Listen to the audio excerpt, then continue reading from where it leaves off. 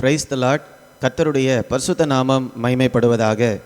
இன்றைய தியானம் சங்கீதம் 63 66 வரை. இந்த நாள் தியானத்திற்கான தலைப்பு, கர்த்தரோடு ஆழமாக பழகுவது எப்படி. ஒரு ஆழமான உறவில் தான் எப்பொழுதுமே திருப்தி இருக்கும். மேலோட்டமாக நாம் மற்றவர்களோடு பழகும்போது அந்த உறவில் எந்த விதமான திருப்தியும் காணப்படாது. அப்போ ஒருவனுக்கு தேவனோடு ஆழமாக பழக தெரியவில்லை என்றால் மற்றவர்களோடும் கூட ஆழமாக பழகுவது கடினமாக இருக்கும். ஏனென்றால் நம்மை யார் அதிகமாக நேசிக்கிறார்களோ, நமக்காக யார் அதிகமான தியாகங்களை செய்கிறார்களோ அவர்களோடு தான் ஆழமாக பழகுவது சுலபமாக இருக்கும். அப்போ இயேசுவை காட்டிலும் நம்மை யாராலேயுமே நேசிக்க முடியாது. அப்போ நம்மை அதிகமாக ஆழமாக நேசிக்கக்கூடிய இயேசுவோடையே நம்மால் ஆழமாக பழக முடியவில்லை என்றால் எப்படி நாம் மற்றவர்களோடு ஒரு ஆழமான முறையில் பழக முடியும்? அதனால தான் இன்றைக்கி அநேகர் உறவுகளில் திருப்தி இல்லாமல் காணப்படுகிறார்கள். ஏனென்றால் உறவுகளில் ஒரு ஆழம் இல்லாமல் இருக்கும்போது அது எந்த விதத்திலையும் நம்மை திருப்திப்படுத்தாது. அதற்கு பதிலாக ஒரு விரக்தியை தான் உண்டு பண்ணும். அப்போ ஒருவரிடம் எப்படி ஆழமாக பழக முடியும் என்பதை முதலாவதாக நம்மை நேசிக்கக்கூடிய தேவனிடத்தில் தான் நாம் கற்றுக்கொள்ள முடியும். அப்போ இன்றைக்கு தேவனோடு எப்படி ஆழமாக பழகுவது என்று நாம் கற்றுக்கொள்ளலாம். 63ஆம் சங்கீதத்தில் தாவீது எப்படி தேவனோடு ஆழமாக பழகியிருக்கிறார் என்பதை வைத்து நாமும் கூட இன்றைக்கு எப்படி தேவனோடு ஆழமாக பழகுவது என்று கற்றுக்கொள்ளலாம். ஒரு 5 காரியங்களை இன்றைக்கு நாம் தியானிப்போம்.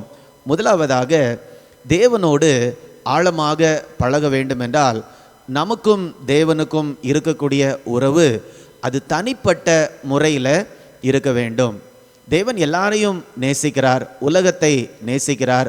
யோவான் 3:16 பார்க்கும்போது தேவன் உலகத்தை நேசித்தபடியால் இவ்வளவாய் அன்பு கூர்ந்தார் என்று பார்க்கிறோம். ஆனால் தேவன் உலகத்தை நேசிக்கிறார் என்று சொல்லக்கூடிய அந்த பொதுவான அறிவு மாத்திரம் போதாது.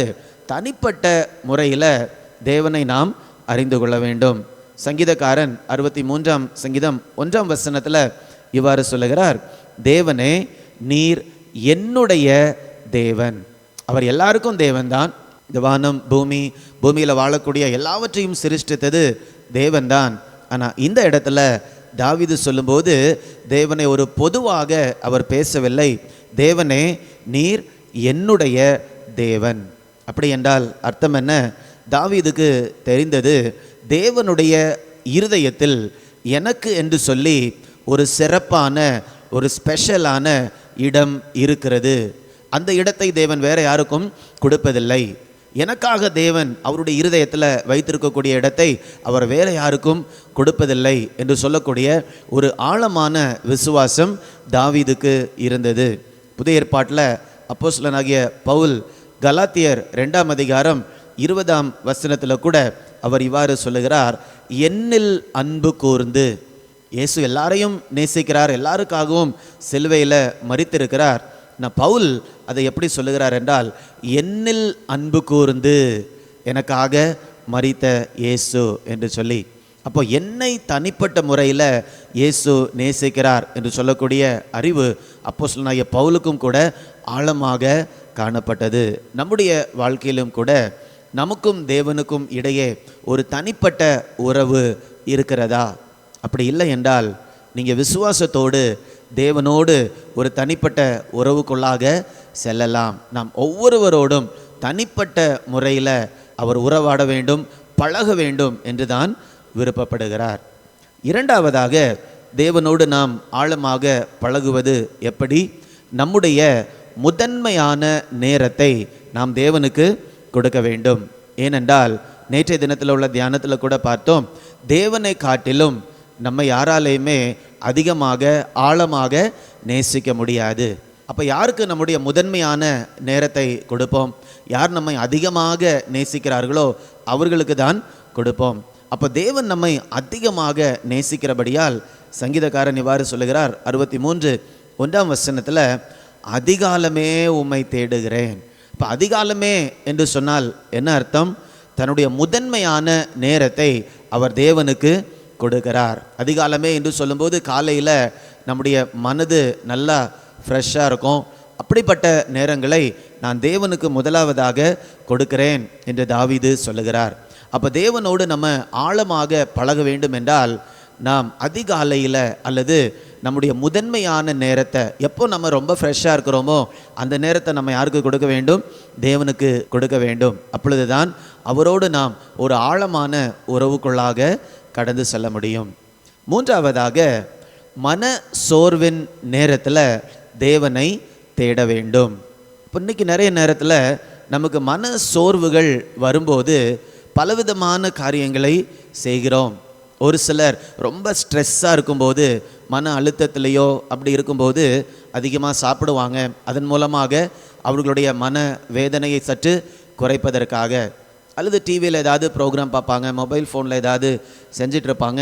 அதன் மூலமாக அவங்களுடைய மனதில் இருக்கக்கூடிய அந்த சோர்வை கொஞ்சம் கம்மியாக்கலாம், கொஞ்சம் குறைக்கலாம் என்று சொல்லுவதற்காக.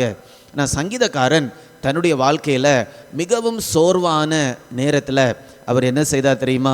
அதே முதல் வசனத்தை தொடர்ந்து படிக்கும்போது, வறண்டதும் விடாய்த்ததும் தண்ணீரற்றதுமான நிலத்திலே என் ஆத்துமா உம்மேல் தாகமாயிருக்கிறது, என் மாம்சமானது உம்மை வாஞ்சிக்கிறது. இப்போ இந்த சங்கீதத்தை தாவீது எப்பொழுது எழுதினார் என்றால், தாவீது யூதாவின் வனாந்திரத்தில் அவர் இருக்கும்போது அவர் இந்த பாடலை பாடினார். இப்போ வனாந்திரத்தில் இருக்கும்போது அவருடைய தேவைகள் எதுவுமே, அடிப்படை தேவைகள் கூட சந்திக்கப்பட்டிருக்காது. ஆனால் அப்படிப்பட்ட நேரத்தில், அவருடைய மன சோர்வின் நேரத்தில் அவர் தேவனை தேடுகிறார். வறண்டதும் விடாய்த்ததும் தண்ணீரற்றதுமான இடத்திலிருந்து என் ஆத்துமா உம்மை தேடுகிறது. அப்போ மன சோர்வின் நேரத்தில் நம்ம யாரை தொடர்பு கொள்ளுகிறோமோ அல்லது என்னென்ன காரியங்கள் நம்ம செய்கிறோமோ அந்த காரியத்தோடு அல்லது அந்த நபரோடு நமக்கு ஒரு உள்ளான பிணைப்பு ஏற்படுகிறது. நம்ம ரொம்ப மனசோர்வாக இருக்கும்போது ஏதாவது ஒரு உணவுப் பொருளை நீங்கள் சாப்பிட்டு பாருங்கள். அடுத்த தடவை மனசோர்வு வரும்போது உங்களுக்கு தெரியாமலேயே உங்களுடைய மனது அந்த உணவை சாப்பிடலாம் என்று சொல்லும். இன்னும் கொஞ்ச நாள் கழித்து மனசோர்வு வரும்போது உங்களுடைய உள்ளான மனம் அதையே சொல்லும். என்ன சொல்லும்? அந்த சாப்பாடை வாங்கி சாப்பிடு, அப்போ கொஞ்சம் வேதனையை குறைக்கலாம். அப்போ நம்ம மனசோர்வு நேரத்தில் என்ன செய்கிறோமோ அந்த பொருளோடு அல்லது அந்த நபரோடு நமக்கு ஒரு உள்ளான பிணைப்பு ஏற்படுகிறது. இப்போ தாவீதுடைய வாழ்க்கையில் அவர் கஷ்டமாக இருந்த நேரத்தில் அவருக்கும் தேவனுக்கும் ஒரு உள்ளான பிணைப்பு ஏற்பட்டபடியால் தாவீதுக்கு ஆண்டவரோடு இருந்த உறவு யாராலையும் உடைக்க முடியாத, அசைக்க முடியாத ஒரு உறவாக காணப்பட்டது. இப்படி இருக்கும்போது தான் நாம் கர்த்தரோடு ஆழமாக பழக முடியும். 4ஆவதாக ஒரு ஆழமான உறவுக்குள்ளாக போக வேண்டும் என்றால் என்ன செய்ய வேண்டும் என்றால் அவருடைய மகிமையை நாம் வாஞ்சிக்க வேண்டும். ஏனென்றால் அவருடைய மகிமையை நாம் அனுபவிக்கும் போது அது நம்முடைய உள்ளான மனுஷனை அதிகமாக திருப்திப்படுத்துகிறதாக காணப்படுகிறது. 63ஆம் சங்கீதம் 2ஆம் வசனத்தை நாம் பார்க்கும்போது, இப்படியே பரிசுத்த ஸ்தலத்தில் உம்மை பார்க்க ஆசையாயிருந்து உமது வல்லமையையும் உமது மகிமையையும் கண்டேன். அவர் சொல்கிறார், ஆண்டவரே உம்மை பார்க்க ஆசையாக இருக்கிறேன், பரிசுத்த ஸ்தலத்தில் கடந்து வருகிறேன், உம்முடைய பிரசன்னத்தில் கடந்து வருகிறேன், உம்முடைய மகிமையை நான் பார்த்திருக்கிறேன். அப்போ ஆண்டவருடைய மகிமையை, அவருடைய சுபாவத்தை நம்ம ஏதாவது ஒரு விதத்தில் ஆழமாக அனுபவிக்கும் போது தான் அது நம்முடைய உள்ளான மனுஷனை திருப்தியாக்குகிறது. இதே ஜெபத்தை மோசே கூட செய்தார். மோசே எப்படி ஜெபித்தார்? தேவனே உம்முடைய மகிமையை எனக்கு காண்பியும். இப்போ கர்த்தர் என்ன செய்கிறார்? அவருடைய மகிமையை மோசேக்கு காண்பிக்கிறார். அப்போ கர்த்தருடைய மகிமையை நாம் பார்க்கும்போது, அனுபவிக்கும் போது ஒரு உள்ளான மனுஷனில் ஒரு அமைதி, ஒரு திருப்தி ஏற்படுகிறது. அப்போ தான் நம்ம ஆண்டவரோடு மிக ஆழமாக பழக முடியும். 5ஆவதாக நாம் அடிக்கடி தேவனை நினைக்க வேண்டும். இன்றைக்கி நிறைய பேர் நினைக்கிறாங்க தேவனோடு பழகுவதற்கு ஒரே வழி ஜெபம் என்று சொல்லி. ஜெபம் என்றால் என்ன என்று நினைக்கிறார்கள் என்றால், என்னுடைய தேவைகளை தேவனிடத்தில் சொல்லி கொண்டு இருப்பது.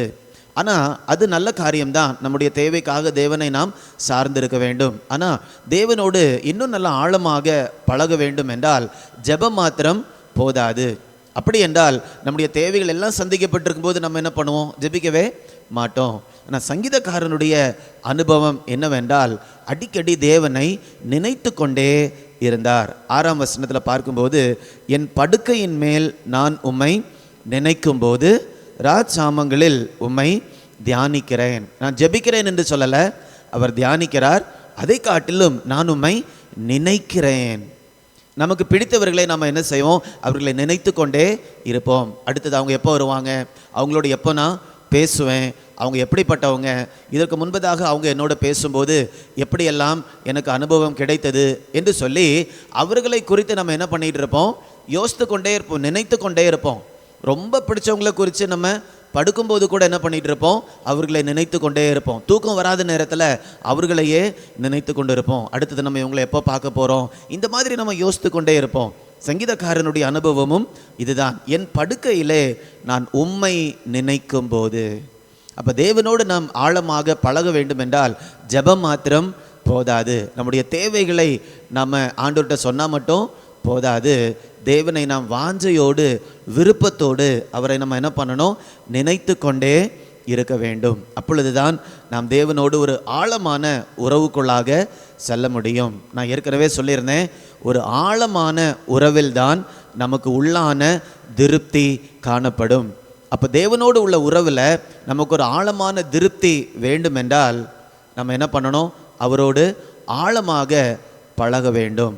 நம்ம மேலோட்டமாக பழகும்போது அந்த உறவில் நமக்கு என்ன இருக்காது? திருப்தி இருக்காது. அப்போ தேவனோடு உள்ள உறவில் ஒரு ஆழமான திருப்தியை நாம் அனுபவிக்கும் போது தான் மற்றவர்களோடும் கூட நம்மால் என்ன பண்ண முடியும்? ஆழமாக பழக முடியும். அல்லது கணவன் மனைவி உறவு என்று சொன்னாலும் கூட அது எப்படி தான் இருக்கும்? மேலோட்டமாக தான் இருக்கும். ஆழமாக என்ன பண்ண முடியாது? பழக முடியாது. நமக்கு பழகவும் தெரியாது. நான் ஏற்கனவே சொன்னேன், நம்மை அதிகமாக நேசிக்கக்கூடிய ஒரு நபரிடத்திலேயே நம்மால் ஆழமாக பழக முடியவில்லை என்றால் எப்படி மற்றவர்களோடு நாம் ஆழமாக பழக முடியும்? அதனால் தேவனோடு ஆழமாக பழகுவது நமக்கு கண்டிப்பாக, அந்த அனுபவம் நமக்கு கண்டிப்பாக வேண்டும். இந்த காரியத்தை கர்த்தர் நமக்கு தருவாராக. தாவீதுக்கு அந்த கிருபை கிடைத்திருந்தது. அந்த கிருபையை கர்த்தர் நமக்கும் தருவாராக. நம்முடைய உறவுகளை கூட ஆண்டவர் பலப்படுத்துவாராக. ஜெபிக்கலாமா? அன்பின் பரலோக பிதாவே, உமக்கு நன்றி செலுத்துகிறோம். கர்த்தர் எங்களோடு ஆழமாக பழக வேண்டும் என்று வாஞ்சிக்கிறபடியால் உமக்கு நன்றி அப்பா. நீர் எங்களை தியாகத்தோடு நேசிக்கிறபடியால் உமக்கு நன்றி தகப்பனே.